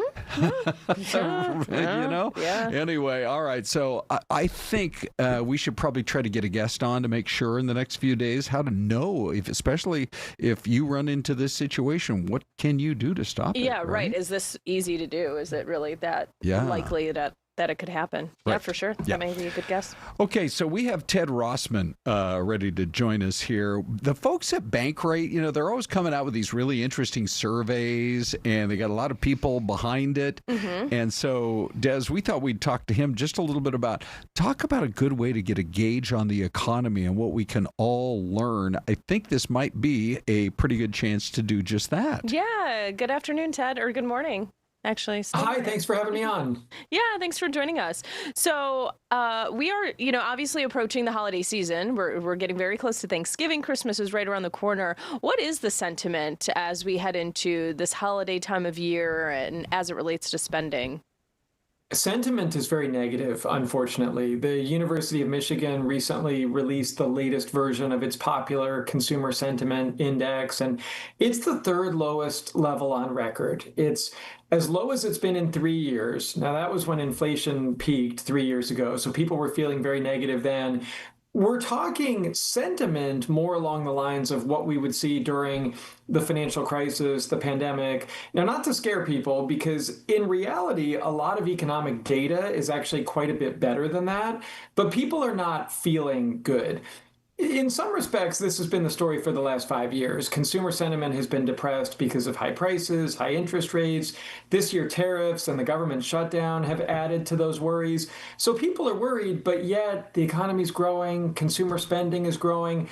A huge macro trend is the K-shaped economy. Basically, the rich get richer, the poor get poorer. Inequality is growing. Upper income households are powering the economy forward. A lot of people are worried, though, about higher prices this holiday season. And when we take a look at the study that you did conduct, and we see that holiday spending is likely to surpass $1 trillion for the first time in 2025, that sounds like, oh, it's a good thing. Holiday spending is up, but it's not necessarily related to more consumption. Correct? Well, that gets back to that K-shaped economy idea, the idea that some people are moving up and to the right, and that's mostly people with higher incomes, higher credit scores, things are good. There's also the bottom leg of the K where some people sadly are doing worse. The National Retail Federation is forecasting record holiday spending this year, up anywhere from 3.7 to 4.2% above last year. That's about a percentage point higher than the inflation rate. It's just not being shared equally. We actually found in our survey that it's roughly a third, a third, and a third in terms of people spending more, less, and about the same as last year. So a very mixed bag. It is upper income people propping up a lot of the statistics. But the other thing is that even though I said people are not feeling great about the economy, many people are spending anyway. Some of it because they have to, because everyday life costs more. Some of it because they want to. Travel demand is hitting records again this year. People are dining out. They're going to concerts and sporting events. In many respects, the economy is better than people say it is, but there are certainly pockets of trouble. So I'm betting you're a numbers guy, and you probably really kind of dug into this report from the University of Michigan. But I'm curious as to how they put it together. I mean, did they ask people about their spending plans in the coming months? I.e., shopping? Do they ask them about their rent that they're paying or a house payment? Does it also kind of involve how they feel about their jobs? Really take us through it. It's all that. Yeah, the University of Michigan does a long-standing popular consumer sentiment survey. So they actually talk to real people about how they're feeling about these kind of issues. And you're right, it is everything from spending to jobs, inflation, all these things. What we've seen right now is that sentiment is very downbeat, both in terms of current conditions, but also future expectations. And that's something that even the Federal Reserve watches in terms of where do people think inflation is going. You have to take that with a healthy grain of salt because even the most educated policymakers don't know exactly where any of these things are headed. The perception is important, though, because it influences spending decisions. And if you feel like, oh gosh, I got to hunker down, I can't do the kitchen renovation, or I can't plan the big trip, or it's not a good time to buy a car or look for a job, some of that becomes self-fulfilling. I would say, though, that consumer sentiment used to be more predictive than it is now. The relationship has diverged a bit the past 5 years, where sentiment has been downbeat, actual data has been better. It's really because of inflation. It's that even if you're working and even if you get a raise, it doesn't feel like you're getting ahead because everything costs more. That's really what's been weighing on people, the cumulative effect of higher prices. Okay, Ted, thank you. We love getting a chance to visit with Bankrate. We always learn some new info from you, that's for sure. Guess what, Des? We have back-to-back Bankrate interviews. I love it. Yeah. Yeah. Okay, so that was topic number one, how people feel about the economy. Topic number two is with Alex Gailey. We're talking about the gender wage gap because it had been shrinking. But now it appears that it's starting to grow again. So Alex would be, we thought, maybe the perfect person with Bankrate to talk a little more about it. Yeah, Alex, walk us through this survey and some of the startling statistics that it does show. You spoke with a chief economist in this who said the wage gap is growing painfully slow. Well, thank you for having me here today. We looked at more than 60 years of Census Bureau data to see when full-time working women might finally earn what men do. And at the current average pace, equal pay won't arrive until 2059. So most working women today will be retired by then. And I think it's a wake-up call to show how uneven and slow progress has been, as the economist pointed out that I spoke to, and how far we still have to go. It also means that incremental, steady progress isn't guaranteed. We have to think about how we want to accelerate the pace of change, not just wait for it. You know, it's interesting. And I'm sorry I misspoke. Progress is painfully slow. Yeah. Oh, progress. Right. So it's interesting because I really want to try to get from you why it is continuing to happen. If I walked into my boss's office and said, I want to be paid more than that person because I'm a male, that boss would throw me out of the office immediately. So why is it continuing to happen? So a lot of it has to do with how our systems are structured. A lot of what contributes to the overall gender wage gap is occupational and industrial segregation. Women tend to be overrepresented in lower paying fields and jobs, and the opposite is true for men. They tend to dominate the higher paying jobs and fields and even those management and leadership roles. We have to also look into the caregiving aspect of this. Women are much more likely to take career breaks, and they're also much more likely to be penalized for becoming mothers or having to care for aging parents, which largely disproportionately falls on their shoulders. And then you add that to the fact that there is still workplace discrimination and bias, and there has been slow employer action and government policy when it comes to supporting advancing women in the workforce, such as childcare, affordable childcare, paid family leave, and other types of policies that reduce bias. And that's how you end up with a pay gap that's really barely budged in the last 10 years. It's kind of been stuck around the 80-cent mark. Gosh, and it's kind of sad, right? We've had so many women throughout history advocating for women to be in the workforce, advocating for equal pay. And now we are seeing the modern day woman having to ask herself and maybe make that sacrifice to step away from her career, like you mentioned, to take care of the family. So right now, in comparison to what a man is making, how much is a woman right now making compared to a man? As of the latest data we have available, which is 2024, full-time working women were earning about 81 cents for every dollar their male counterparts earned. And that is down from 2022 when they earned 84 cents on the dollar. And a lot of, or at least some of the reason we've seen that regression, we can point to the COVID-19 recession. Women left the workforce in droves. They were hit really hard by that pandemic recession because of caregiving and because those industries that were hit hardest, they overrepresented. And they essentially were likely not counted in that data. And so we thought that we were maybe actually making progress towards parity in 2022. But now that they're back in a lot of these industries and have rebounded, we are actually seeing that a lot of those lower wage workers are likely being counted in the data. And it's kind of brought essentially the average down. And so, again, I think the point still stands is that it's been stagnant. We're not seeing change. And it's likely because we've hit the harder part of trying to close the gap, which is those structural barriers and systems in place that limit women from advancing in the workforce. Okay, really interesting. We hope the situation improves in the coming years for sure. Alex, thanks for your input today. Also from Bankrate. Thanks, Alex. Thank you for having me. Okay. Well, now Thanks, guys. Great job. This can't be the mystery cam, can it? It can be. Why not? Is this the mystery cam? Our Sasquatch sighting? Amazing. Okay, give us your guesses. We'll be right back.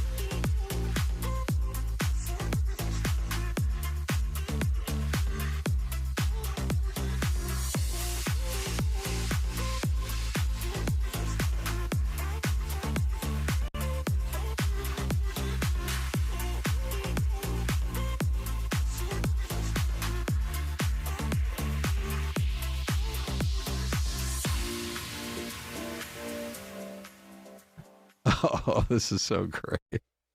Des, you and I like to guess, but we also have a special guesser as well. Who is it? And let's see, I'm bringing him in on Zoom, right? Big D? Okay, look at this. He's a frequent guest here on the streaming show. It's Steve Bender. Let's go, Ron. Desiree, what's good? Hey, I was getting prepared. Dave was letting me know, hey, you guys are guessing where Bigfoot is at, and I'm looking at it right now. Yeah, I know. And I'm going with southwestern Colorado. I think so I got my brother that lives in Durango. Okay. And he was saying that there's legends of Bigfoot in that area. They actually have a train ride that takes you around beautiful areas of southwestern Colorado, and they spot Bigfoot. So I'm going with that. Do I have to be pinpoint? Do I have to give you a city, or can I just say the region of southwest Colorado? You have one chance in 50 really because guess. all we need is a state. So you nabbed Colorado.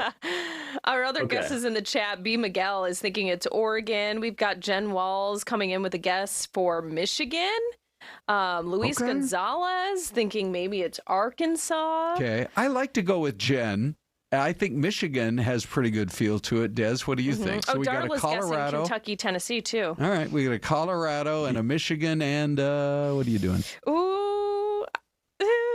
Tennessee. I don't think it is. Tennessee? Yeah, Did I hear a Tennessee? Tennessee. Final answer. All right, and here is the answer. Stand by, everybody. Hold on. I got Des. There she is. Wait, hang on. There's two. Oh, wait. Oh, okay. Wait, there's two Bigfoots? I'm blonde moment here. It's Tannersville, Pennsylvania. Oh. And it's Barley Creek.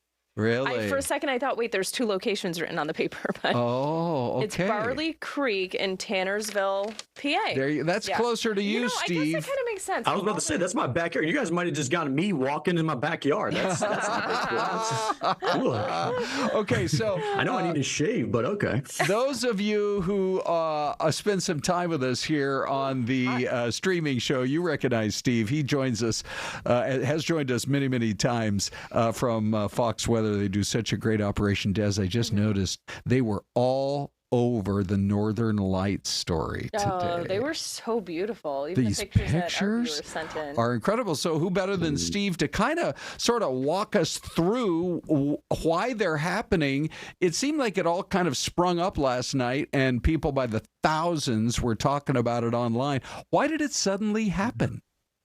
It's all because of the timing of, so it's called a coronal mass ejection, right? So it's a CME. A lot of this stuff seems like a foreign language, but there's this big flare up on the sun. And then it's all about timing that, Ron and Desiree. When is it going to arrive here to Earth and really impact the magnetic sphere, right? Because that's what you're seeing is that solar ejection impacting that, and then the ripple effect of all of the lights. So we saw it, as you had mentioned, it happened in just like a moment. It was actually really quiet throughout the day, and then we saw it peak last night. It reached to a level of G4. By the way, this scale goes from 1 through 5. So G4 is a big deal. And let me look at this here, a geomagnetic storm warning. That's what's still issued. It's only the 4th time ever we've had that. So it shows you, as of right now, we are at a G0. I mean, it's daylight, so we're not really worried about that. But again, tonight, let's say, Ron and Desiree, your viewers and a lot of people are like, I didn't even know about this. It happened so quickly. I slept through the event. I want to be able to see it. Guess what? Tonight, you got another round of this. What was truly incredible, though, was oftentimes this is confined to the poles, right? That's where you're going to see the most robust, bright colors. But when we're looking at this right now, areas near you in Arizona saw this as well. And Flagstaff, I got some videos that were coming in, but I saw this, I kid you not, all the way down into Florida. I have family that lives down there, and in those areas that far south in latitude, it has to be an incredibly strong event why it was a G4. And oftentimes, it's very off in the distance. It's like this light hue, whether it's green or it's pink and purple. And then as you get further north in the latitude, maybe you're saying up in the northern tier, the Dakotas, or into Alaska. Here's some video out of Canada.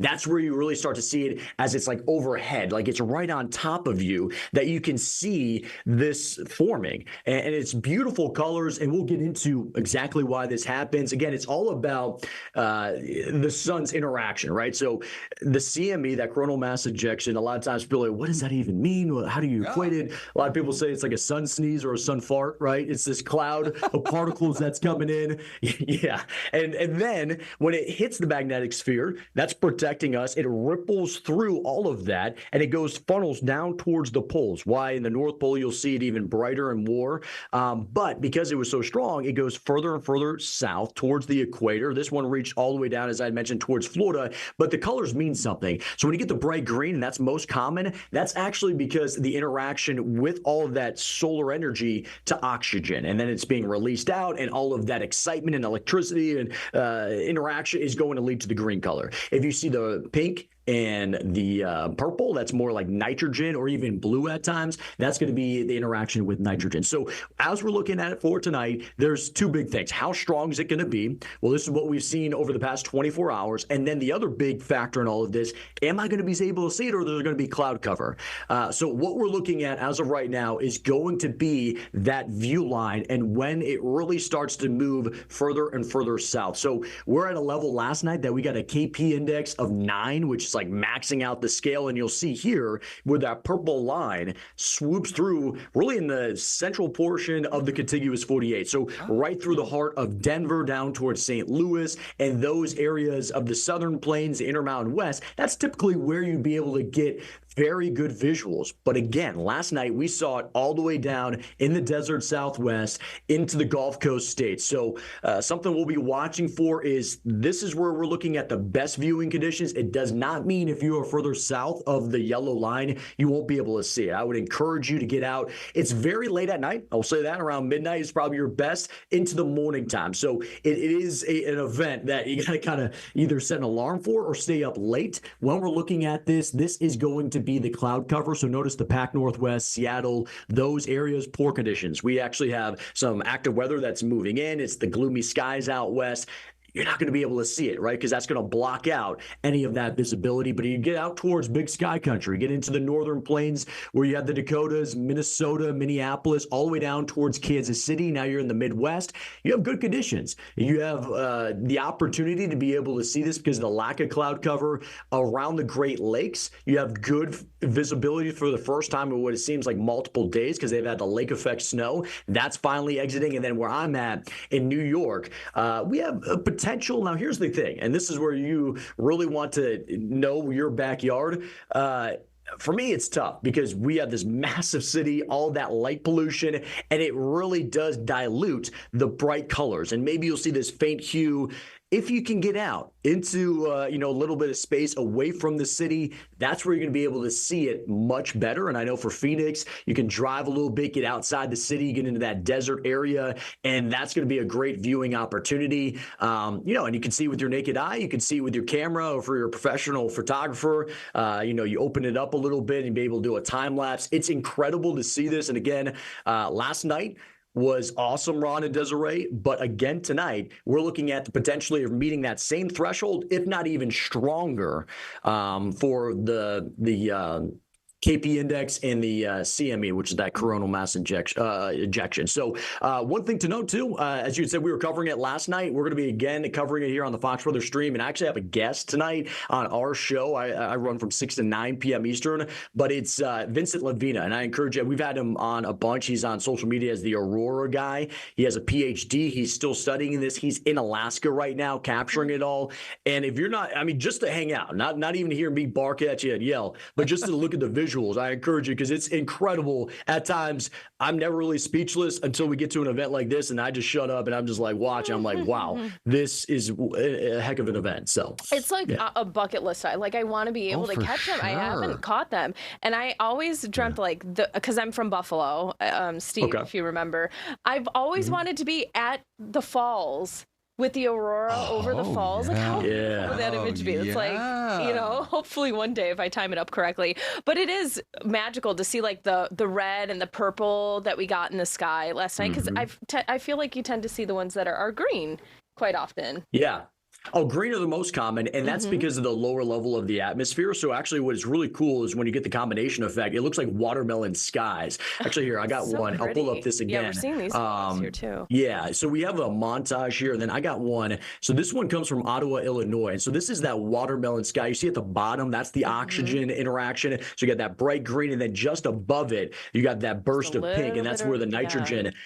Yeah, and the cool thing about this too, Desiree, to your point, imagine, okay, you got the roaring nature of the falls. This is all quietly happening, maybe a little bit of static noise above that, but just the energy and the movement of this is incredible, again, when you're watching this. By the way, this is kind of a graphic to show you what we were talking about with the sun's energy. Once you get that cloud and that sneeze that comes out of there, this is where it kind of all disperses, and why you'll see the polls often see the best opportunity of the visuals of this. But right now, I mean, Ron and Desiree, if this is a bucket list, it's not out of the realm. I mean, again, I saw stuff in Flagstaff last night. It was incredible. Steve. You had the mountains there with that. I mean, that could be an option for you tonight. I don't know. So. Viewing at midnight tonight, I better be sleeping, Ron. Yeah, well, yeah, true. I'll head out about 8 o'clock and see if we get lucky. All right, Steve, amazing. We love having you here, like right at the top of the list of our favorite guests. We'll check in with you again soon. All right. Thank you, Ron and Desiree. Okay. See you, buddy. Fantastic. He's just so great. Yeah, I mean, and I'm looking at our chat too. Empriven says saw it good in Sedona. Oh, good. Yeah. Yeah. So for sure, if you get more pictures, be sure to share them with us here at Fox 10. Hey, one really cool story before we wrap up today, as our 12 noon wrap up time. Did you see what happened when an honor flight arrived in Washington? And they had a surprise guest. So we see this where men and women who have served our country over decades and generations are flown out to Washington. Watch who showed up. By the way, it's a former president, and watch their reaction. Let me see. This is going to be, our next shot. Ready? Right here.